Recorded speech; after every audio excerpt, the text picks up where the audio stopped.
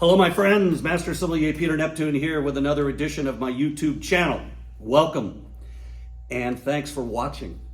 I thought it'd be fun. There's a lot of talk among the wine aficionado group about pre-Phylloxera vines, vines that are ungrafted and on their own roots. And what does that mean? And is it a big deal? In a nutshell, I'll try to do this quickly. A root louse, an aphid that is indigenous to the Mississippi River Valley and the east coast of America. It's an aphid that eats roots of vines, and in doing so causes wounds that allow in viruses and other bad things, and ultimately the vines die. Our vines here in America, Vitis labruscana, Vitis riparia, Vitis rupestris, Vitis rotundifolia, etc., developed an immunity to this louse. And eventually the root louse moved up the plant and lives on the leaves. It eats the leaves. It doesn't kill the vine because the vine, growing wild, grows up a tree and produces plenty of foliage. That's called vigor, by the way.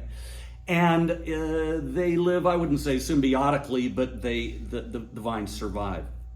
During the Victorian era, a lot of flora and fauna was being sent back and forth between England and the US, and the American vine grows up a tree. You can almost see these things grow. And the English were using them for their lattice work and doorways and in their mazes and in their hedgerows. And some vine material got brought to England accidentally that had this root louse. It's almost microscopic on it, and no one saw it. And ultimately some of these vines got sent down to the Southern Rhone Valley, where a guy planted them, again, for ornamental reasons, to go over his door. And the root louse, which has a number of different phases, including burrowing, winged, etc., began traveling around, burrowing into the ground and finding, all of these vines, European Vitis vinifera, on their own roots. In other words, just the bud grows roots and then grows into whatever the vine is, and began eating these roots, and the vine, the vinifera vine, has no protection. And by, oh my goodness, this was 1865 roughly. By 1885, 70% of the vineyards in France had been destroyed. And what's amazing is that to this day, France doesn't have anywhere near the vineyard planted that it did back in the 19th century, nowhere near. In some cases, the acreage or hectareage over there diminished by more than 2/3, never to be replanted again. Well, the solution, they tried chemicals, they tried using burning oil, they tried planting poisonous frogs in the vineyard, and by the way, there's a great book called Phylloxera, How Wine Was Saved for the World. I forget the author's name, but it is available on Amazon. It's a great book, really great. It reads like a mystery novel, because it was a calamity. And they finally figured out to graft onto resistant American rootstock. So most of the vineyards of the world now are budwood of whatever, Chardonnay, Cabernet Sauvignon, Pinot Noir, grafted onto resistant American rootstock and then planted out. And the question is, did it make a difference in the wine? Some say yes, some say no. No one will really ever know. Probably the greatest taster of all time, the late Michael Broadbent, in his vintage wine book, he tastes all those old tasting notes of Bordeaux's from the 1850s and 60s. He was able to taste them, reasonably recently in like the 70s and 80s and write about them. And he goes on and on about the difference in the wines and how they never were the same. I talk to vineyard owners, winemakers. No one really knows. What I've noticed is that wines from vines planted on their own roots have a textural quality and a purity of varietal character that I can notice. Again, so I thought it'd be fun, not only taste some of my favorite wines, but do these from, vines on their own rootstocks, meaning pre-Phylloxera. Phylloxera doesn't like sand. It doesn't like inorganic soil. It doesn't like arid climates. So high desert, volcanic soil, Phylloxera doesn't like it, and then isolated areas. Chile is largely free from Phylloxera. The island of Santorini, largely free of Phylloxera. The Canary Islands, free of Phylloxera. South Australia, because of they've done incredible quarantines, free of Phylloxera for the most part. And so what we have are ancient vines on their own roots that again yield tiny amounts of fruit, and again that adds to the quality. So there's a lot of factors, but man, these are three of my favorite wines, and it just gave me an excuse to go buy them and share them with you guys. First wine is from a really fantastic estate on the island of Santorini, Argyros Estate Assyrtiko. So Assyrtiko is the main grape of Santorini. And if you've ever been here, this is volcanic island in the middle of the Mediterranean. It's windy, it's dry, and they actually, there's no irrigation, and the vines are planted in a very traditional technique called a coulura. Basically, the vine is shaped like a basket right on the ground, and it captures the morning dew and funnels that morning dew down into the root system, and somehow these vines survive. It's just amazing. It's so primeval that you can't believe it. And the other thing is that this inorganic soil negates the need for pesticides, herbicides, fungicides, all that kind of stuff, because it's dry and you've got really, really bad soil. So these guys practice sustainable and organic viticulture. The vines for this cuvee are between 100 and 120 years old, and the website even says that a couple drops here are even from up to 300-year-old vines. 300-year-old vines on their own roots. They do make a cuvee called Cuvée Monsignori, a Monsignor in the Greek Orthodox Church. That's a tiny part of the vineyard where the vines are more than 300 years old. I've tasted it. I own a few cases. It's one of the great white wines of the world for sure. But so is this. A pale lemon green, and on the palate, on the nose, Assyrtiko, which has rapidly become one of my favorite white wine varietals, has a really beautiful aroma of honeysuckle and lime. Beautiful honeysuckle florals, blossom, lime, lemon. There's a hint of green apple, almost like apple Jolly Rancher in the background, and this underlying volcanic, really mineral character that really comes out on the palate. No oak. You're not going to use oak on a wine like this. Just stainless steel. A hint of lees, a hint of sourdough bread, cheese rind on the palate.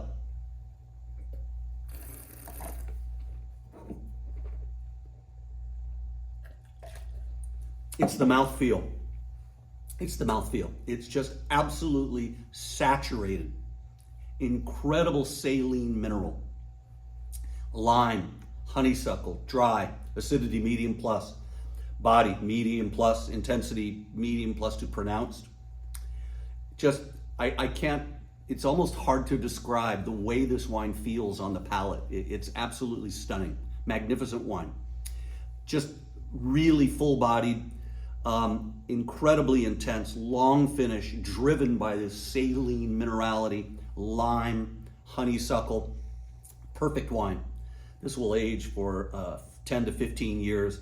It's absolutely brilliant wine. I'm just, the mouthfeel alone is just awe-inspiring. Really great wine. And it's $48.99 retail. I got these wines at High Time Wine Cellars in Costa Mesa. High Time. There is a book that's out of print now. I have it. I bought it. It's by a colleague of mine named John Szabo, Master Sommelier. And it's called Volcanic Wines. And you got to love the subtitle. Salt, Grit, and Power. It's one of the greatest titles ever. Be a great name of a band. It's out of print. Costs you $300 to buy it, but it's a great book, and it's on volcanic wine, and certainly this is a volcanic wine for sure, and it's got that saline. Bravo! That's just, Stunning wine. Next one up is Pietro Cacciogna. You gotta love this. Guardo il vento, Etna Rosso. Mount Etna is a active volcano on the east coast of Sicily. There's an Etna cam that you can watch on the internet, that smoke coming out. And the vines are planted on typically volcanic sand between 2,000 and 3,500 feet above sea level. These particular vines are on their own roots. So pre-Phylloxera rootstock here, no rootstock, sorry, pre-Phylloxera vines that are over 100 years old, 2,500 feet above sea level. Guardo il vento means I watch the wind, because it's really windy here from all four corners. And the vines are typically low bush trained. The grape is Mascalese, is Nerello. There's two versions. There's Nerello Cappuccio and Nerello Mascalese. It's generally considered that Mascalese is the superior version. Often Cappuccio is blended in. This is 100% Nerello Mascalese. This is a pale ruby with even a garnet kind of orange rim. Very pale in color. Nerello is pale. This is a 2022, so is the Argyros, by the way. You know, you got to be careful here, because on the nose it smells a lot like Pinot Noir. It's got this bright red fruit, red raspberry, red cherry, red, even cranberry. There's a hint of orange peel here. There's a hint of lifted chrysanthemum. Yeah, there's no oak at all. Just and again, underneath everything, a sense of volcanic minerality. It's a very lifted perfume, floral aroma here on the palate.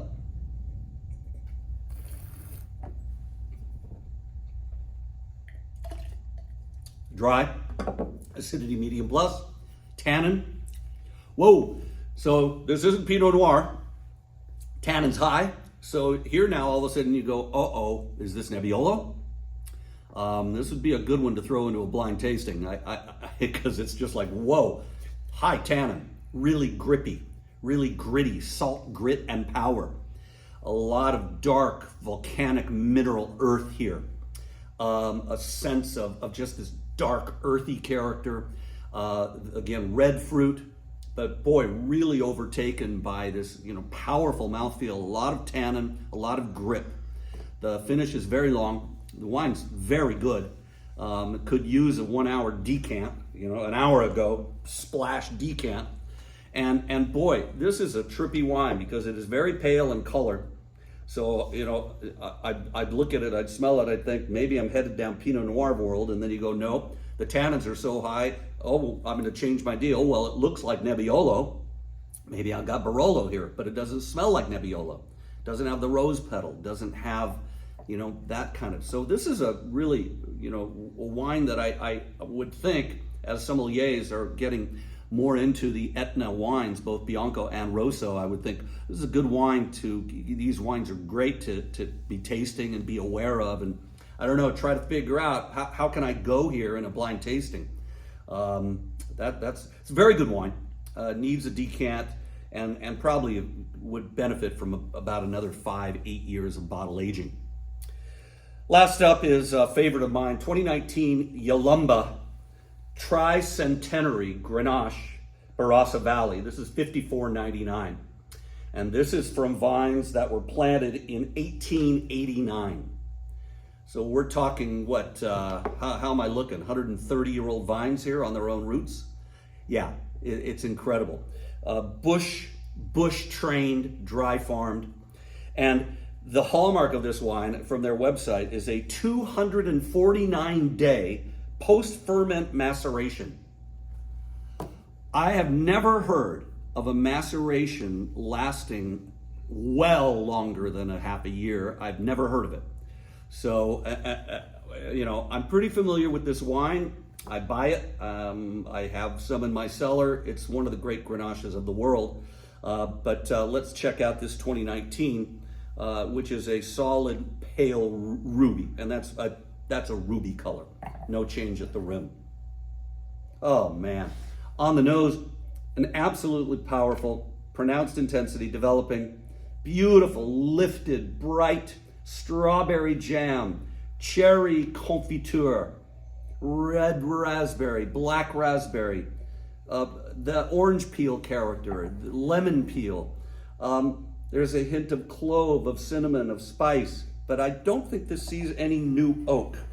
I think it was all larger oak puncheons or large barrels.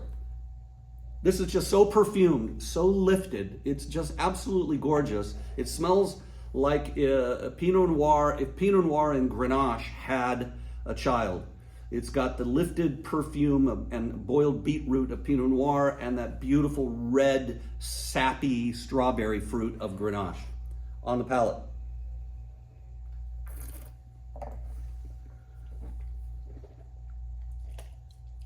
Mouthfeel, mouthfeel, mouthfeel. Old vines never lie. Incredible intensity on the palate. Dry, acid, medium plus, tannin. Chewy medium. Very, very, God, 200-something day, 49-day maceration? That's insane. Medium, medium, maybe medium plus, but really well integrated. Alcohol's high, 14% probably. And the body is medium plus, bordering on full, and the intensity is definitely pronounced. Incredible mouthfeel on this wine, beautiful chewy fruit, a little bit of white pepper, clove, a little bit of, you know, that strawberry, the red raspberry, the cherry, absolutely gorgeous mouthfeel, orange peel, long finish, perfect wine, great. And would age in your cellar for easily another 10-15 years and probably continue to improve. Bravo, Yalumba, Tricentenary Vines, Grenache. This is $54.99, worth every penny. Great wines. So that's a look at a couple pre-Phylloxera vines. I hope you enjoyed the episode and learned a little bit. You know, always, if you want to ask me any questions, do so. Tell your friends, tell your family, subscribe. Thanks for watching. See you next time.